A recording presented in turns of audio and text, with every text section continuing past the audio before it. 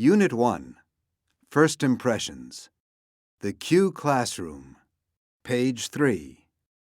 Okay, everyone, let's start. Every unit in Q begins with a question. As we go through the unit, we will continue to discuss this question. Our answers may change as we explore the topic, or they may stay the same. The unit question for Unit 1 is, are first impressions accurate? So let's think about our first impressions of people in this class. Look around the room at your classmates. Who made a good first impression on you? Una? Sophie. Why did she make a good first impression on you? Well, she's always smiling. She looks friendly. And is she friendly? Yes, she is. So that's an accurate first impression. Do you think first impressions are always that accurate? Marcus, what do you think? No, I don't think so. Sometimes you might think someone is unfriendly, but they're just in a bad mood that day. Good point.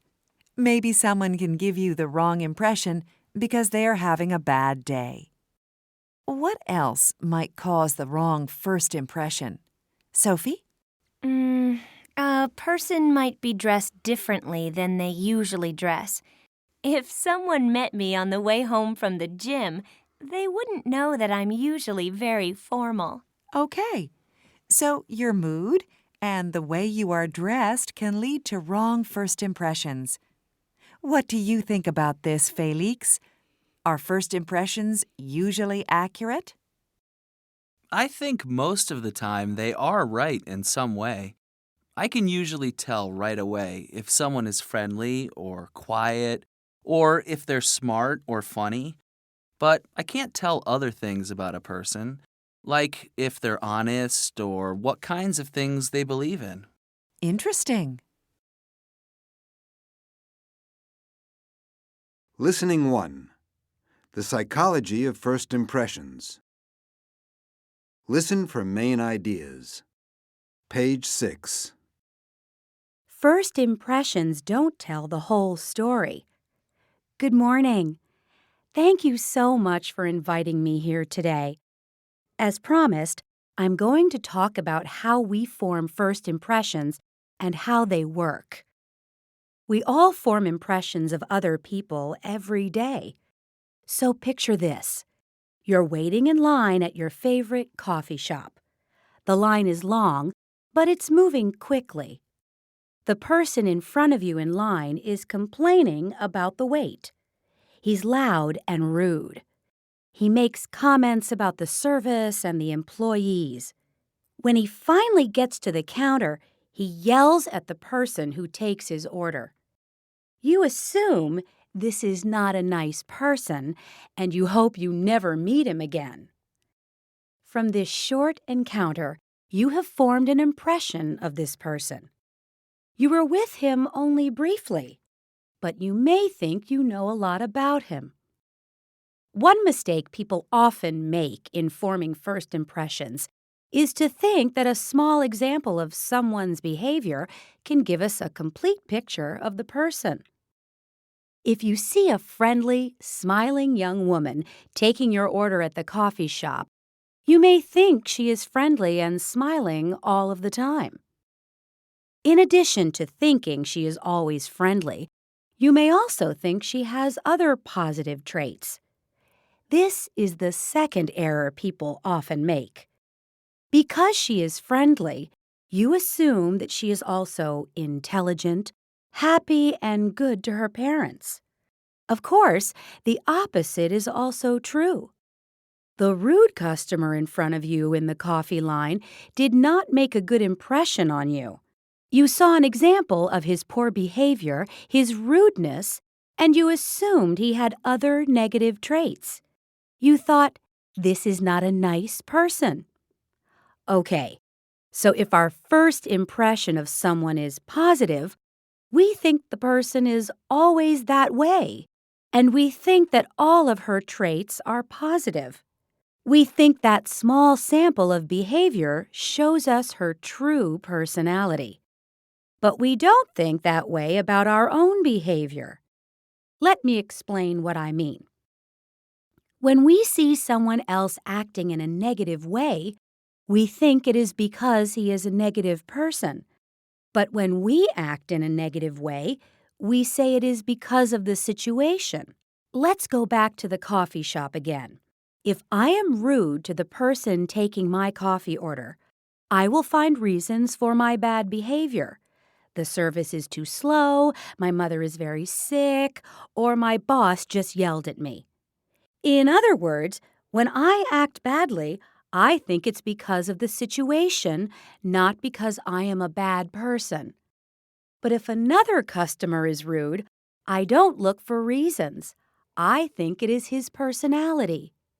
In other words, he acted badly because he is not a nice person.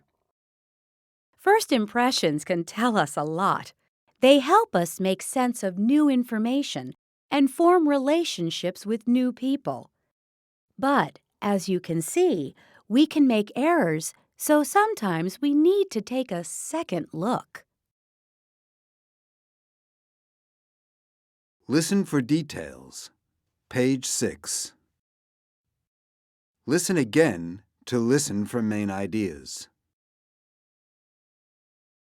Listening skill. Making inferences. Example. Page 8. When I first met my professor, he shook my hand firmly and then asked me questions about myself. He was very polite. He was also relaxed and seemed interested in what I was saying.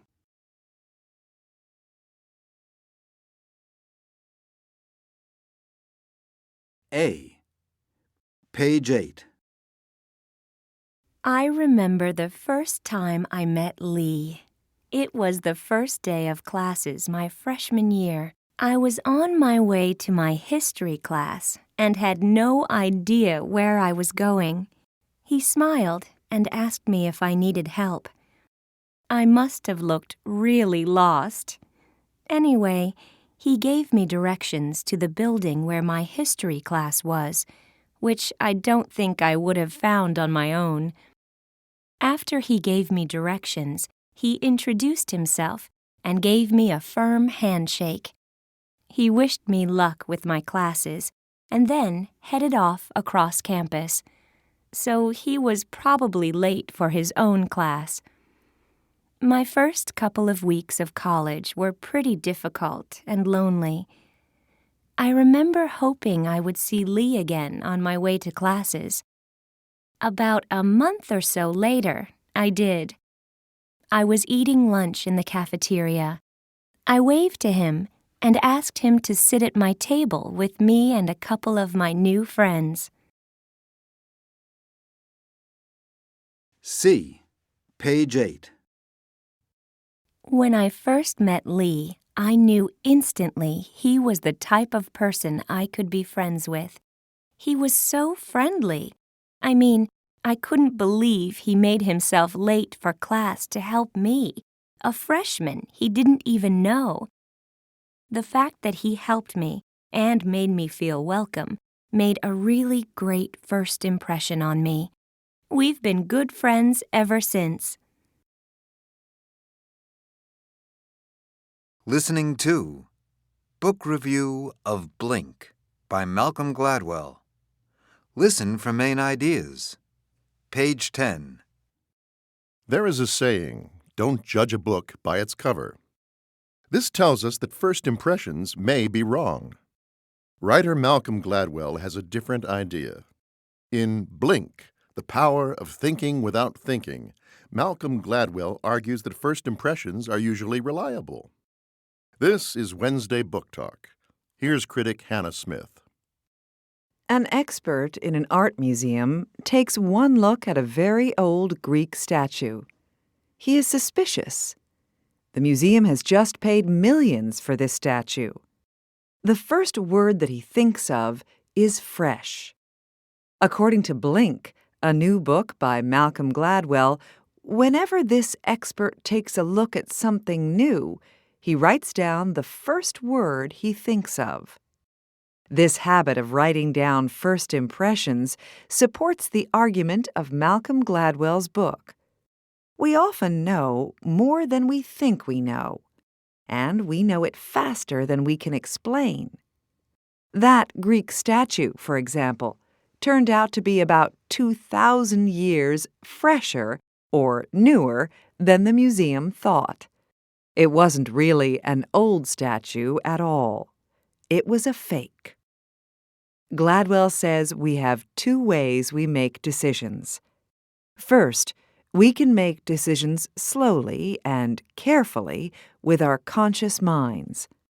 Or we can make decisions very quickly and unconsciously, or without even thinking. Our unconscious minds are using information we already know to make judgments within a second or two. Gladwell's book looks at examples of when our first impressions turn out to be very accurate, as well as when they do not. For example, students in college classrooms have very accurate first impressions of instructors. In one study, students were shown only several seconds of a videotape of a teacher in the classroom. Then they predicted how effective the teacher would be. After only that quick first impression, they judged the teacher's effectiveness very accurately. They did as well as other students did after an entire term. In another study, people could tell a lot about a student's character just by looking at his or her bedroom for a few minutes. Gladwell also looks at marriages, wars, marketing, and police actions. Sometimes our first impression, our ability to make snap judgments, is very accurate. Sometimes it is very wrong. So when should we trust our instincts? In a section added to the new edition, Gladwell writes about some recent research. This research suggests conscious, careful decision-making works best for easy choices, like buying a pot for the kitchen. However, our first impressions are best in difficult situations when we are handling many pieces of information. An example is when a coach is selecting a player for a soccer team. If you want a book that gets you thinking about how we think, read Blink. Thank you, Hannah. Now stay with us. We'll be back after the break with news of two more titles that have just reached the stores. Listen for details. Page 11. Listen again to listen for main ideas. Pronunciation. Contractions with auxiliary verbs. Page 16. She's eating now. They're watching TV. Lisa's already left. We've finished our work. What's it cost? Where'd you go? Why'd he arrive so late?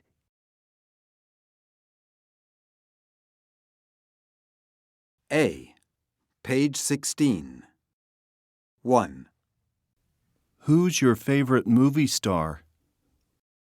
2, Where'd you go on your last vacation?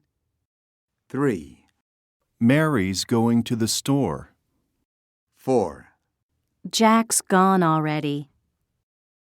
5, We've usually eaten by 6 o'clock. 6, What'd you do after class yesterday? 7, The girls have been here before. Speaking skill. Taking conversational turns. Examples. Page 17. What do you think? Do you agree? Right? How about you? You know? Okay.